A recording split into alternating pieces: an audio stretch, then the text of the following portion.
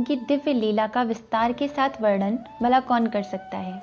श्री कृष्ण के चरित्रों का पार तो संभव है श्री कृष्ण को पा भी लें, किंतु श्री राधा जी के चरणों का तो पार श्री कृष्ण भी नहीं पा सकते। रमण एकाकी नहीं होता और असमान शील वालों में भी नहीं होता, अतः जब भगवान को क्रीड़ा करने की कामना होती है तो एक के दो हो जाते हैं, क्योंकि बिना शक्ति के कभी भी किसी का कार्य होता नहीं है। शक्तिहीन का ही नाम शव है, शक्ति सहित ही शिव शिव है। भगवान की शक्ति का ही नाम राधा है। साधारणतया जैसा शक्तिमान होता है वैसी ही उसकी शक्ति भी हुआ करती है। भगवान का रूप जगन्मोहन है तो उनकी शक्ति भी जगन्मोहिनी है। भगवान रासेश्वर हैं तो उनकी शक्ति रासेश्वरी है। भगवान अचिंत्य लीला वाले हैं तो श्री राधा जी की भी महिमा अचिंत्य है। भगवान आनंद स्वरूप हैं तो वे भी आनंद की वर्षा करने वाली हैं। इस प्रकार संसार में जितनी लीलाएं हैं सब श्री राधा जी का ही लीला विलास है। वे श्री कृष्ण से भिन्न नहीं, केवल रसास्वादन करने के लिए एक होकर भी दो होते हैं। एक कथा ऐसी है कि गोलोक में जब श्री कृष्ण को रास करने की इच्छा हुई तो उनकी इच्छा ही मूर्तिमती किशोरी बनकर वाम पार्श्व से प्रकट हो गई। रास में उत्पन्न होकर अपने शक्तिमान की सेवा के निमित्त आरंभिक अर्घ्य देने के हेतु पुष्प चयन के लिए उन्होंने धावन गमन किया, इसीलिए उनका नाम राधा पड़ा। अथवा श्री कृष्ण इनके आराधक हैं और ये श्री कृष्ण की आराधिका हैं, इस हेतु भी इन्हें राधा कहते हैं। इनका प्राकट्य रास विलास के ही निमित्त हुआ, अतः ये रासेश्वरी हैं। इनका प्रादुर्भाव क्रीड़ा के ही निमित्त हुआ, अतः ये क्रीड़ा प्रिया हैं। नित्य नूतन नूतन लीलाएं ये अपने शक्तिमान के साथ रचती रहती हैं। प्रधान शक्तिमान की प्रधान शक्ति के द्वारा ही समस्त शक्तियों का विकास होता है। श्री राधिका जी के रोमकूपों से अल्प शक्ति से ही अन्य असंख्य गोपियों का प्राकट्य हुआ। यह सब लीलाओं में ही प्रादुर्भाव तिरोभाव है।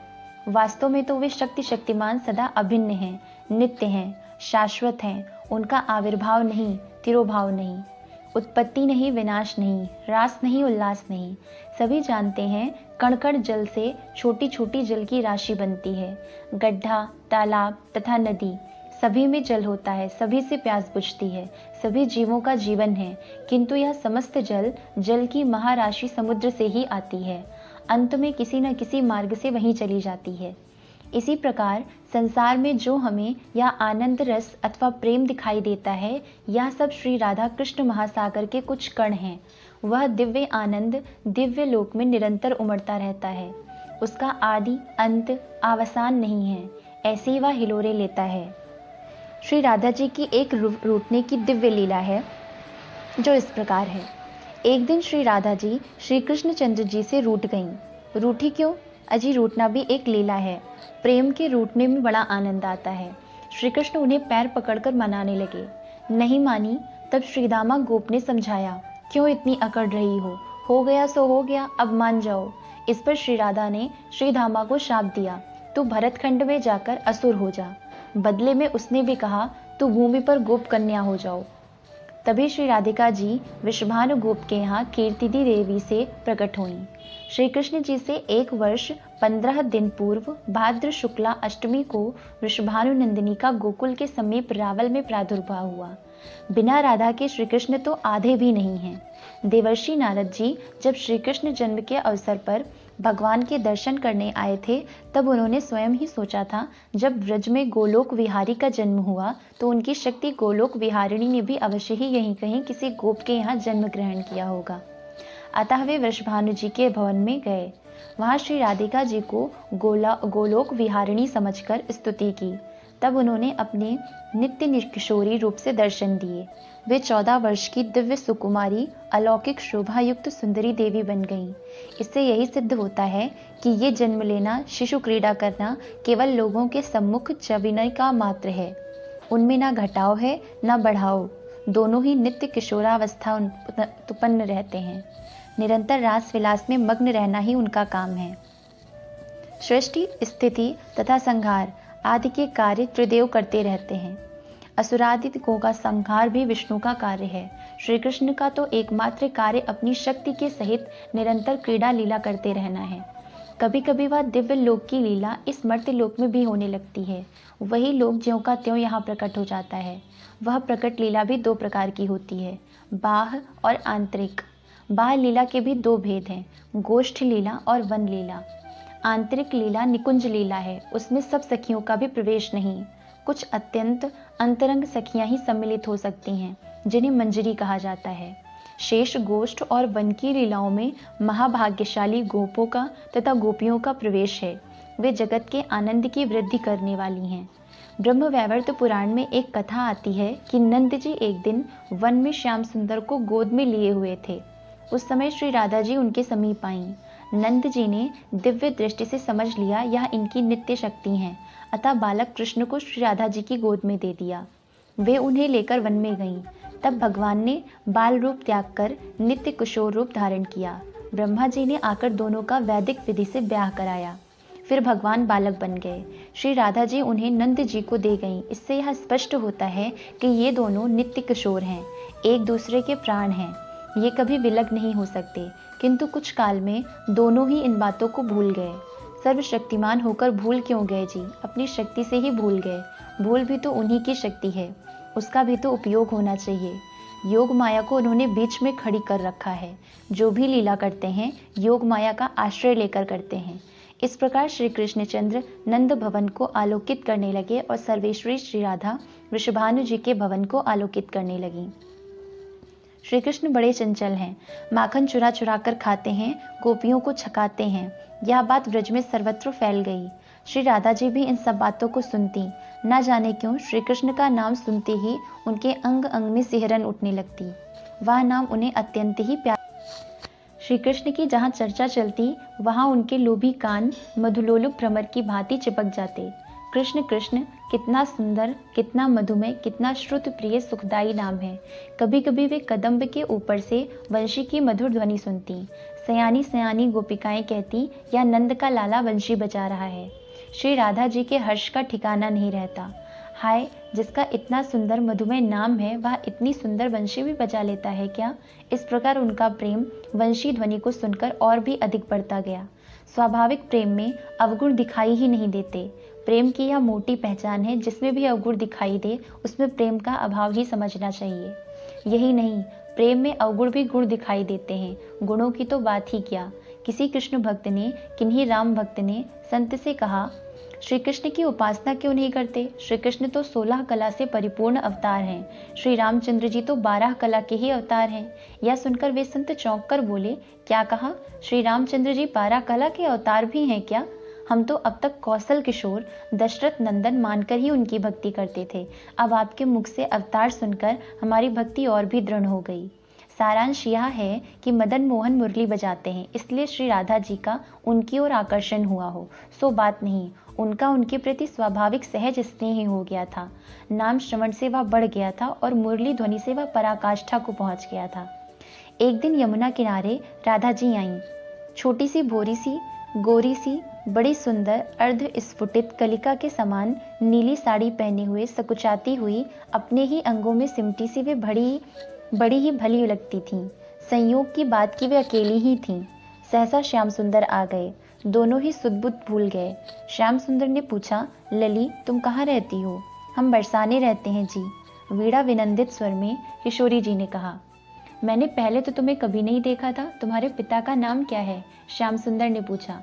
सकुचाती हुई चकित दृष्टि से मदन मोहन के मुखारविंद मधु का अपनी आंखों से पान करती हुई वृषभानु लली बोली, मैं अपने पिता का नाम नहीं लूंगी। वे वहाँ के राजा हैं। बैल और सूर्य पर उनका नाम है। आश्चर्य प्रकट करते हुए श्री कृष्ण बोले, ओहो, तुम वृषभानु नंदिनी हो, तुम्हारा नाम राधा है। एक अजनबी किंतु आकर्षक छोकरे के मुख से अपना नाम सुनकर उनके हृदय में गुदगुदी सी होने लगी। संभ्रम के साथ उन्होंने कहा, तुम कौन हो? मेरा नाम तुम कैसे जानते हो? श्याम सुंदर का अंतःकरण ही नहीं खिल रहा था, मुखमंडल भी मोद के कारण विकसित हो रहा था। अपनी मंद मंद मुस्कान की किरणों को उनके कपोलों पर पड़ी कानों के कुंडल की आभा में मिलाते हुए मदन मोहन बोले, तुम्हारे रूप की ख्याति तो समस्त व्रज मंडल में फैली हुई है। तुम्हारा नाम भला ऐसा कौन होगा जो ना जानता होगा? मेरा नाम कृष्ण है। मैं नंदराय जी का पुत्र हूँ। राधा जी का हृदय बासु उछल रहा था। वे एक हाथ से उसे कसकर थामे हुई थी। अपने आंतरिक भावों को छिपाने का वे सतत प्रयत्न कर रही थीं। वे बिना ही विचारे आपसे क्या आप कह उठी, ओहो, मैं भी सुना करती थी। श्याम सुंदर बड़े चोर हैं। हंसकर श्याम सुंदर बोले, तुम्हारा मैंने क्या चुराया जी? बड़े घर की बेटी होकर ऐसी बुरी बात अपने मुख से निकालती हो, मुझे चोर बताती हो। भूरी भूरी सुकुमारी राजकुमारी डर गईं। उन्हें अपनी भूल पर पश्चाताप हुआ। हाय, मेरे मुख से यह क्या निकल गया? चोर तो ये हैं ही, प्रथम दृष्टि में ही मेरा मन चुरा लिया, किंतु अप्रिय सत्य को प्रकट करना नहीं चाहिए। वे कुछ कह न सकीं। उन्होंने कहा, मैं जाती हूँ। श्याम सुंदर सिटपटा गए। अरे, या तो रंगों में भंग हुई। उन्होंने संपूर्ण ममता बटोर कर कहा, जाती क्यों हो? तनिक ठहरो। बुरा मान गई क्या? मैंने तो हंसी में कह दी। हाँ, सब लोग मुझे माखन चोर कहते हैं। यद्यपि मैं किसी का चुराता फुराता नहीं, किंतु जिनका नाम निकल जाए, तुमसे भी किसी ने कह दिया होगा, थोड़ी देर यमुना किनारे मिलकर खेलें। राधिका जी ने मन में या नंद का लाला जितना ही आकर्षक है उतना ही ठीठ है। कितने प्यार से बोलता है, इसकी वाणी में कितनी मोहकता है। किंतु वे लज्जावश श्याम की बातों का उत्तर ना दे सकी। वे बोली, मेरी माँ नाराज होगी, इसलिए अब मुझे जाने दो, फिर मैं कभी आऊंगी। श्याम ने इधर उधर देखकर उनकी नीली रेशमी चुनरी पकड़ ली और बोले, मेरी शपथ खाओ कि फिर आओगी। राधिका जी ने ओढ़नी छुड़ाने का प्रयत्न नहीं किया। अपने बड़े बड़े विशाल कजरारे नैनों से शंकित दृष्टि से इधर उधर देखकर बोली, हाँ, मैं अवश्य आऊंगी। कल आओगी इसी समय? श्याम ने बात पर बल देकर कहा। शंकित चित्त से वृषभानुनंदिनी ने कहा, अब कल की तो नहीं कह सकती, मैं तुम्हारी भांति लड़का तो हूँ नहीं, छोरी हूँ। माता से पूछकर किसी को साथ लेकर कोई बहाना बनाकर तब आना है। श्याम सुंदर बोले, तुम्हारा खिरक और हमारा खिरक पास तो है, माता से कह देना गौओं को दुहाने जाती हूँ। शीघ्रता से किशोरी जी बोली, अब तुम छोड़ दो, तुम्हें यह सब सिखाना ना होगा, मैं सब अपने आप कोई युक्ति सोच लूंगी। श्याम ने झटक कर उनकी नीली चुंडी खींच ली, नागिन की भांति उनकी चोटी फहराने लगी। वे कुपित होकर बोली, तुम बड़े नटखट हो, ऐसे छेड़छाड़ करोगे तो मैं फिर नहीं आऊंगी। अपने तुरंत भूल में अपना पीताम्बर उन्हें उड़ा दिया। यद्यपि वे मुख से तो बातें कह रही थीं, किंतु उनके तन मन की सुध-बुध नहीं थी। उन्हें यह पता ही नहीं चला कि यह नीली चूड़ी है या पीताम्बर। इधर श्रीकृष्ण ने भी जानबूझकर ऐसा नहीं किया था। किशोरी लैया पैया गोष्ठ की ओर भाग गईं। श्याम सुंदर लुटे व्यापारी की भांति खड़े खड़े उनकी शोभा को निहारते रहे। जब वे आंखों से ओझल हो गईं, तो सब कुछ खोए हुए व्यापारी जैसे लौटकर घर आए। आते ही मैया ने कहा, अरे कनुआ, तू यह किस छोरी की ओढ़नी ओढ़ लाया रे? अरे पगले, अब तू छोरा से छोरी हो गया। अपने शरीर पर राधा जी की ओढ़नी देखकर माता के सामने श्याम सिटपिटा गए। बात बनाते हुए बोले, मैया, आज एक बड़ी भारी घटना हो गई। माता ने आश्चर्य से साथ पूछा, क्या घटना हो गई बेटा? आप भोली सूरत बनाकर बोले, देख मैया, अपनी जो मरखनी गैया है वह बिदक गई। वह एक छोरी की ओढ़नी सींग में लेकर भाग गई और छोरी रोने लगी, तो मैंने उसे अपना पीताम्बर उड़ा दिया। गौ से छुड़ाकर मैं यहाँ उसकी चुनरी लाया हूँ। खोने का डर नहीं है, मैं तो उसे जानता हूँ, कल मैं उसकी चुनरी दे आऊँगा।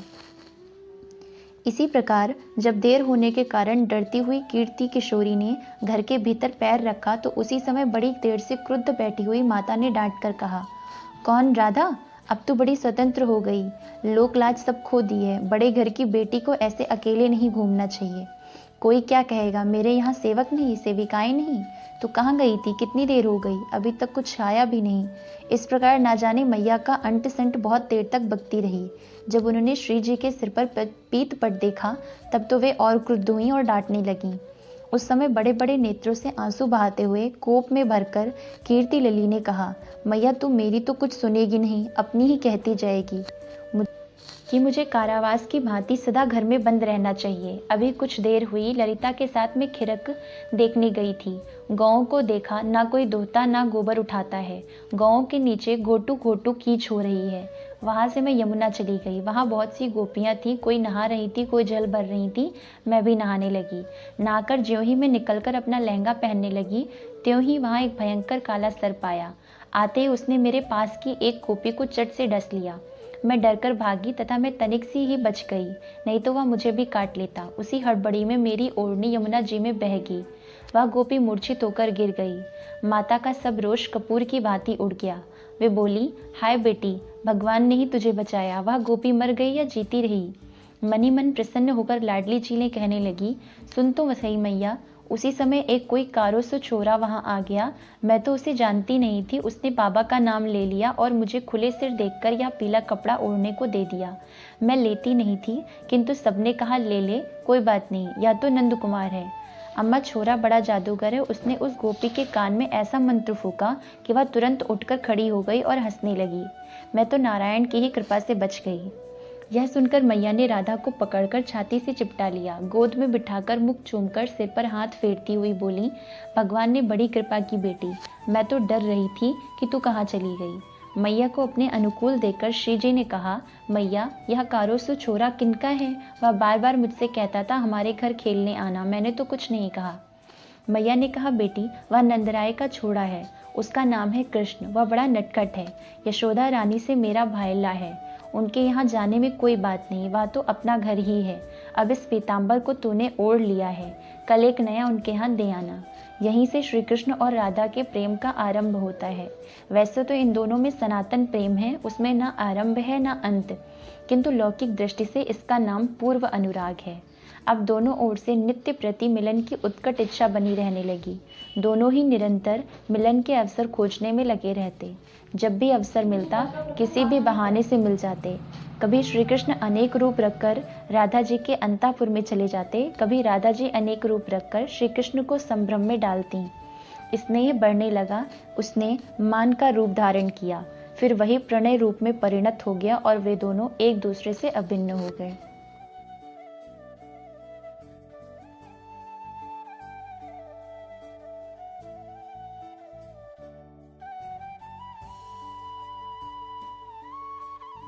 Like and subscribe the Kanha's Introvert Yogini and stay tuned for the new videos.